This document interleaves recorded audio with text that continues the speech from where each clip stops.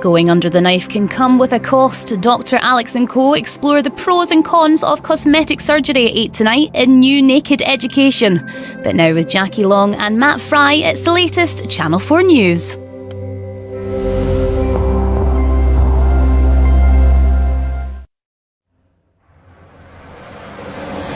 El Geneina town in West Sudan. More than 200 dead after rapid support forces and local militia launched a series of assaults. Evidence that civilians have been targeted.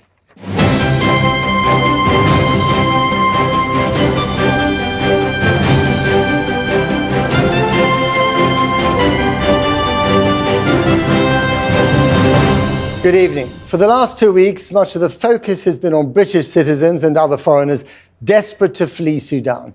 But the focus should now shift inside Sudan itself, where a region torn apart by genocide is seeing civilians slaughtered once again.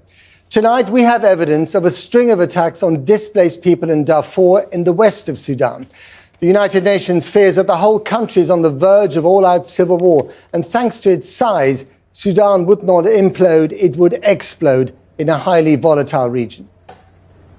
Also tonight, 1 million NHS workers say yes to a 5% pay deal. Some unions are holding out for more. The Health Secretary insists it's a final offer. While the head of the nurses' union, the RCN, warns the government industrial action is far from over, teachers have just ended their 5th day of national strikes in England. Who moves next? A nurse accused of murdering 7 babies and attempting to kill 10 others cries in the witness box as she tells the court she was sickened by accusations she had hurt the babies she was looking after.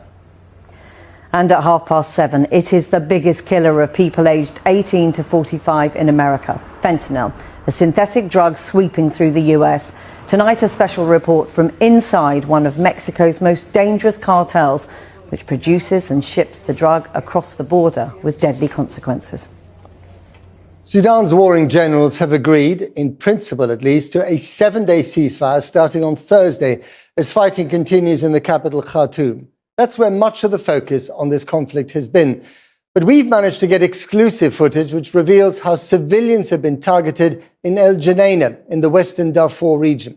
More than 200 people have been killed in attacks in the past week, with no healthcare facilities left open to treat the wounded. Our international editor, Lindsay Hilsum, has this report. Lindsay Hilsum reporting. Well, Professor Mukesh Kapila was the UN humanitarian coordinator in Sudan until 2004, and he joins us now from Geneva. Thanks very much for coming on the programme, Professor Kapila. Lindsay Hilsum just now reported on that new ceasefire that's supposed to start on Thursday. Do you have any reason to believe that this one might make a real difference? Depressing stuff. Professor Kapila, thank you very much indeed. Well, over to Jackie now in our new studio in Leeds. Jackie. Thanks, Matt. Now, more than 1 million NHS workers will get a 5% pay increase plus a one-off cash payment for last year after unions agreed to accept the government's offer. After meeting 14 health unions today, Health Secretary Steve Barclay urged the 4 who rejected the deal to endorse it, describing it as a final offer. But the Royal College of Nursing has warned that this dispute is far from over. Our correspondent Amelia Jen is in Westminster. Amelia, how did today's meeting go? Amelia, thanks very much. Well, with me now is Rhian Wheater. She's a nurse ward manager and a strike supervisor. Thanks very much for coming in. You heard Steve Barclay, the health secretary there, say it's done now. Rhian Wheater, thanks very much for coming in. Thank you. Well, teachers at schools and sixth form colleges across England were out on picket lines today as members of the National Education Union staged another day of strike action in their long-running dispute over pay. Union leaders accused ministers of refusing to engage, describing it as irresponsible in the extreme. The Education Department said they'd made a fair and reasonable pay offer to teachers, saying children should be in the classrooms where they belong. Jane Dodge reports. Jane Dodge reporting there. Well, you've heard from some of those caught up in this strike action. Now let's look at some of the numbers behind the dispute with our data correspondent, Kieran Jenkins. Kieran. Thanks, Jackie. Now, inevitably in a strike, there's a lot of talk, isn't there, about pay. But we want to explore something else the National Education Union has said in the course of this dispute, and that is that teachers, they say, are leaving the profession in droves in England. Now, the Department for Education says there are more teachers now than over a decade ago, but the need has also grown a lot. And the more teachers that quit, the more new ones you need to train. Now, in Scotland and in Wales, teachers have agreed to end their industrial action. So we're talking here primarily about England, although teachers are also striking in Northern Ireland too. And for the biggest teaching union, this is all a very big deal. So the Department for Education says it's offering specialist bursaries to try and attract talented trainees. But are there enough teachers in classrooms? Let's take secondary schools. If you want small class sizes, if you want lower workloads, then overall you need small numbers of pupils per teacher. And Scotland has fewer pupils per teacher than England, Wales and Northern Ireland. But how does the UK as a whole compare internationally? Well, helpfully, the Organisation for Economic Cooperation and Development, the OECD, has compared secondary school pupils per teacher in 38 countries. These figures are for 2020. And remember, the smaller the numbers here, the fewer pupils there are per teacher. Now, out front is Greece. Then we have South Korea, somewhere in the middle, educationally high-performing country. The OECD average is here with Germany just in front of it. And all the way back here is the UK with one of the highest numbers of pupils per teacher, alongside the likes of Colombia and Mexico. So, a lot of the talk might be about teacher pay, but that overlaps with this bigger picture of newly qualified teachers leaving in droves, according to the National Education Union, and other would-be teachers choosing not to join the profession at all. Jackie. Kieran, thanks very much. Kieran Jenkins, our data correspondent. Now, the nurse accused of murdering 7 babies has told a court she never harmed any child in her care. Lucy Letby claimed her whole world just stopped when she was told about the murder allegations. Letby was giving evidence at Manchester Crown Court for the first time and denies all 22 charges against her. Ria Chatterjee reports. Ria Chatterjee with that report. Now, the biggest cause of death for Americans aged between 18 and 45, more than gun crime, more than road accidents, more than disease, is fentanyl, the synthetic opiate which has killed at least 70,000 Americans, and that was in just 1 year. Fentanyl is smuggled across the Mexican border by the Sinaloa drugs cartel, and US authorities have charged dozens of its members with trafficking, including the 3 sons of its leader, El Chapo Guzman, who is now in a maximum security jail. To grasp the dimensions of this deadly trade, you need to confront the people behind it. Our Latin America correspondent Guillermo Galdos did just that by gaining rare access inside the world's most dangerous cartel to see its fentanyl production firsthand. And the warning, there are some distressing images in his report.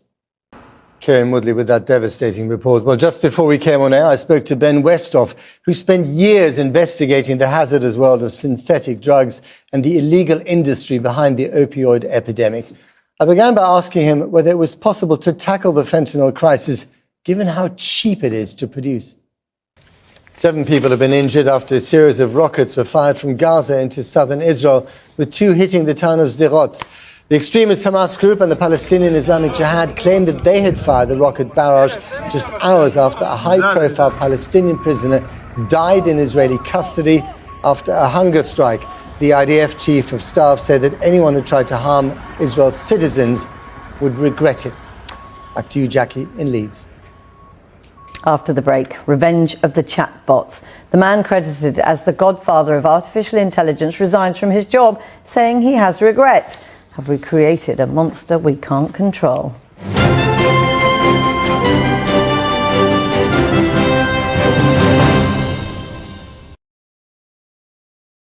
Classic cars are magic! Tim and Faz are on a mission to bring classic cars back to life. This is going to make your toes curl. Transforming more of our favourites. It is a dream come true. Oh yeah! A new series of Car SOS. Monday at 9 on More 4 and All 4.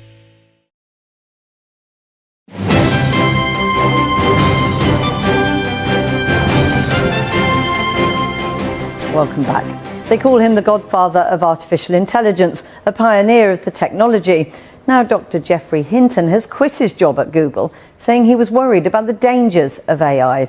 The resignation sent shockwaves through Silicon Valley and beyond. Earlier, I asked respected theoretical physicist and futurist Dr. Michio Kaku what he makes of Hinton's fears. And before we go, there's a party going on tonight on the streets of Wrexham as the town's football club celebrates its promotion to England's Football League. Thousands of supporters lined the streets to cheer on the team as they drove by on an open-top bus for a victory parade, joined by their Hollywood superstar owners, actors Ryan Reynolds and Rob McElhenney.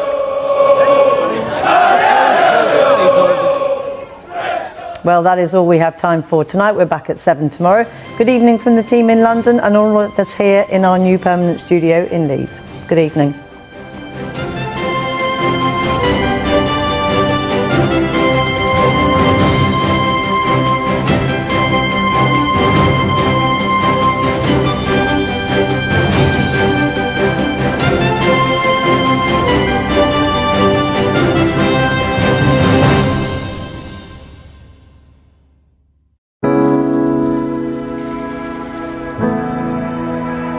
It's warmer inside. DeLonghi Bean to Cup coffee machines sponsor Weather on 4. Good evening from Leeds, where it's been a dry and bright day, as it has been for many parts.